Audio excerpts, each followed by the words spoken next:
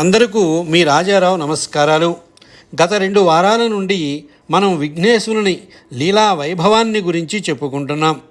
ముందుగా వటపత్ర బాల గణపతి, తరువాత చిత్రగణపతిని గూర్చి విన్నాం. మరి ఈ వారం పుత్రగణపతి వైభవాన్ని తెలుసుకుందాం. వినండి.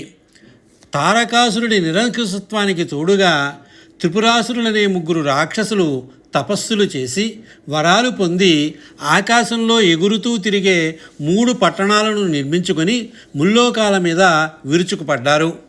3 పురాల మీద ఎగురుతూ అగ్నిగోళాలని కురిపిస్తూ పట్టణాలను పచ్చని పల్లెలను తగలబెడుతూ విధ్వంసకాండ సాగిస్తున్నారు.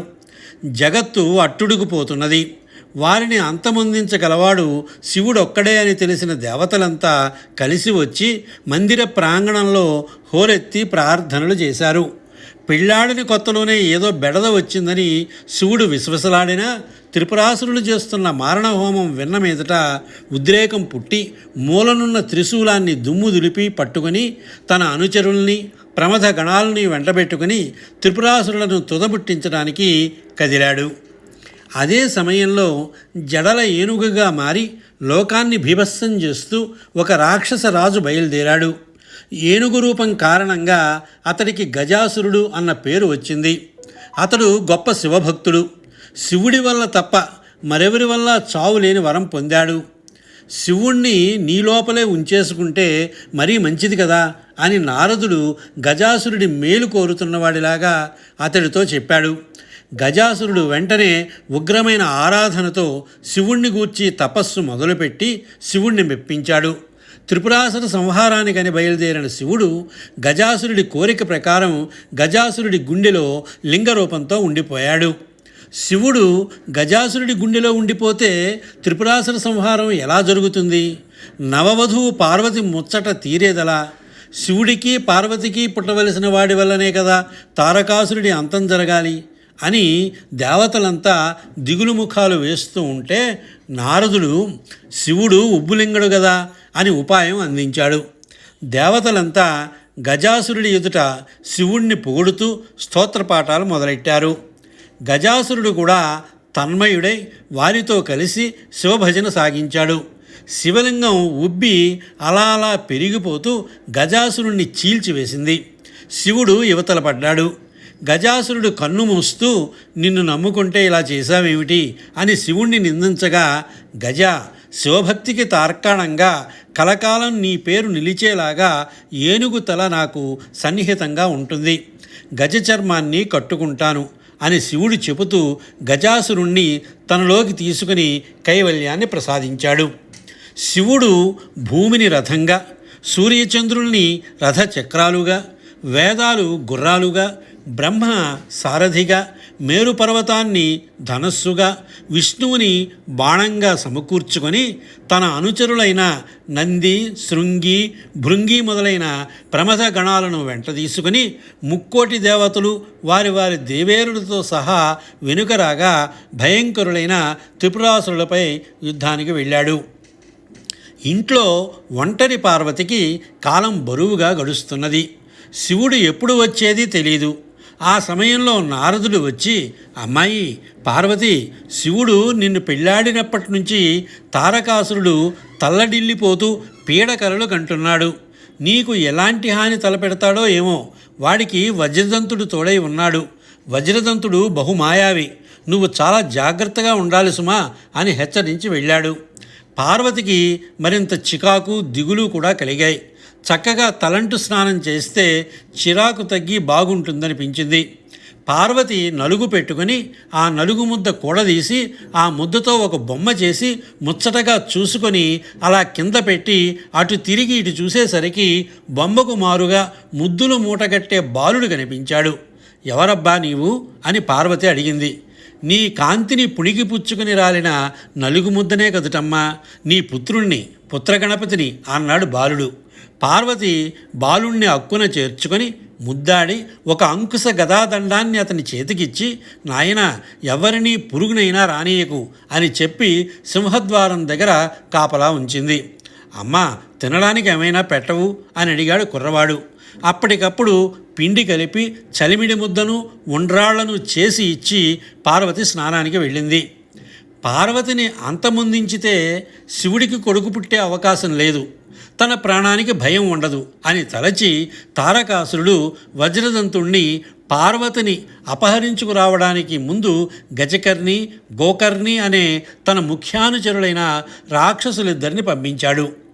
వాళ్ళు దున్నపోతుల్లాగా బలిసిన కుర్రాళ్ల రూపంతో వెళ్ళి దొంగచూపులు చూస్తూ సింహద్వారం దగ్గర అంకుశ గదా దండాన్ని పట్టి అటు ఇటూ తిరుగుతూ కాపలా కాస్తున్న బాలుణ్ణి ఆడుకుందాన్రా అని పిలిచారు.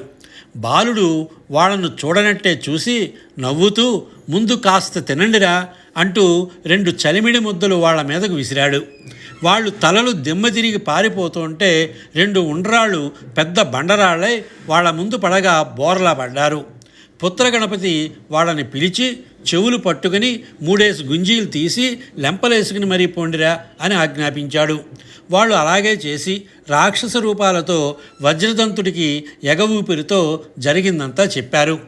వజ్రదంతుడు హుంకరించి ఎలుక రూపంతో వెళ్ళి ద్వారానికి సమీపంలో బొరియ చేసి దూరపోతూ ఉండగా పుత్రగణపతి మొలపాసాన్ని తీసి ఉచ్చు పన్ని విసిరి మూషికాన్ని పట్టాడు.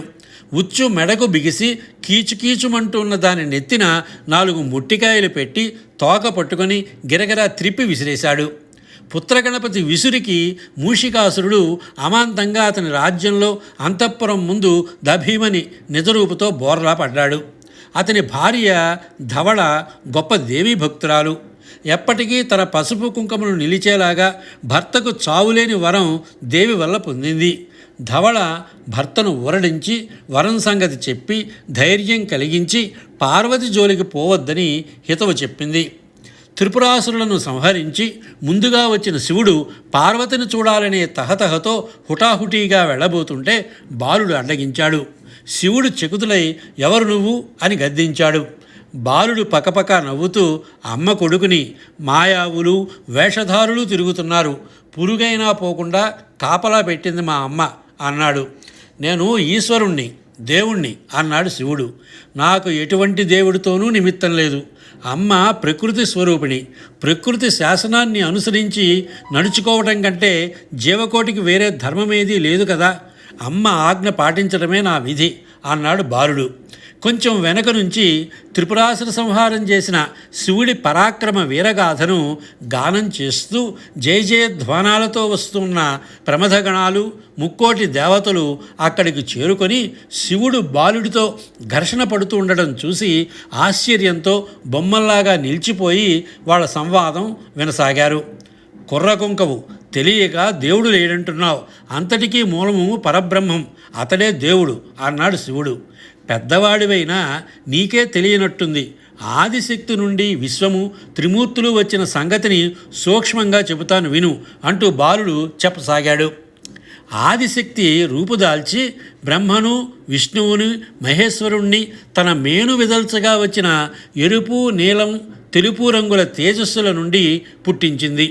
బ్రహ్మ, విష్ణువులిద్దరూ దేవి చెప్పింది వినకుండా ధిక్కరించారు. వాళ్లను ఆమె తన 3వ కంటిని తెరిచి బూడిద కుప్పల్ని చేసింది. మహేశ్వరుడు గడుసువాడు, చెప్పినంటే వింటాను గాని ముందు 3వ కన్ను తనకిమ్మన్నాడు. దేవి తన 3వ నేత్రాన్ని తీసి అతని నొసట అతికించింది. వెంటనే అతడు దాన్ని తెరిచి ఆమెని కాల్చాడు. ఆమె మండిపోతూ ఉంటే అగ్నిరేణువులు విరజిమ్ముకొని తేజోమండలాలు ఏర్పడ్డాయి. భస్మం రేగి అంతటా నిండింది. ఆ విధంగా విశ్వం ఏర్పడింది. తరువాత కాలినట్టే కాలిపోయిన దేవి మళ్ళా యథారూపంలో కనిపించింది. అందుకే ఆమెను మహామాయ అని అన్నారు. మహేశ్వరుణ్ణి మెచ్చుకొని అతన్ని లయకారుడిగా నిర్ణయించింది. బ్రహ్మ, విష్ణువులను వారి బూడిదల నుండి రప్పించింది.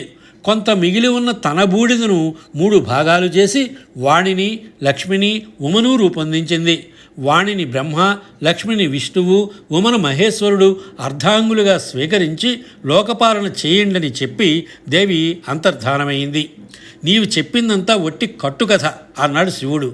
నాది కట్టుకథ అయితే బ్రహ్మము, దేవుడు అంటూ నీవు చెప్పేదంతా కేవలం మెట్ట వేదాంతం అంటే తప్పే ఉంది. అంతా దేవుడి నుండి పుట్టిందనడం కంటే ఆదిశక్తి నుంచి వచ్చిందనడం ఎక్కువగా నిజంగా వినిపించడం లేదా అని అడిగాడు బాలుడు.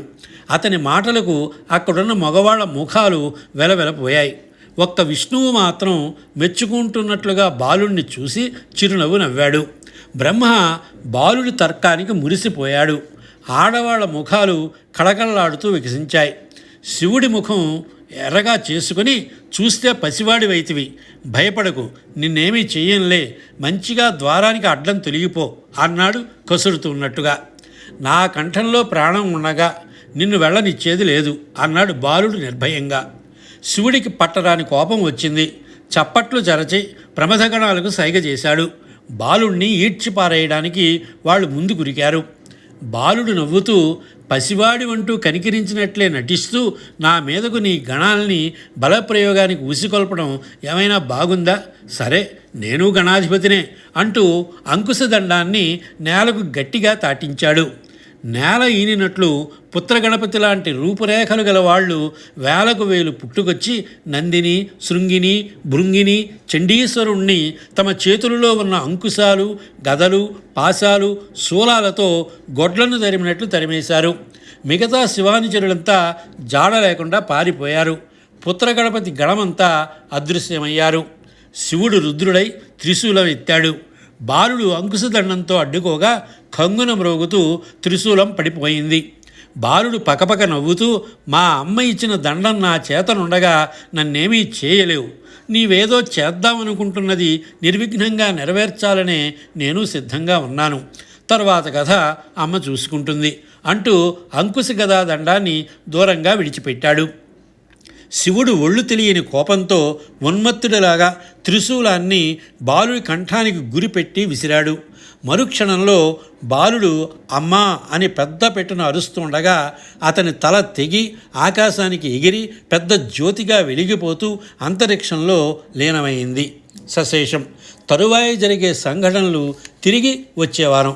అంతవరకు సెలవు. అందరికీ సహృదయ విన్నపం. దయతో అందరూ నా ఛానల్ని సబ్స్క్రైబ్ చేసుకోండి. కథలు బాగుంటే లైక్ చేయండి, కామెంట్లను ఇవ్వండి, మీ బంధుమిత్రులకు తప్పక షేర్ చేసి వినిపించండి. మీ రాజారావు. సర్వేజన సుఖినో భవంతు. స్వస్తి.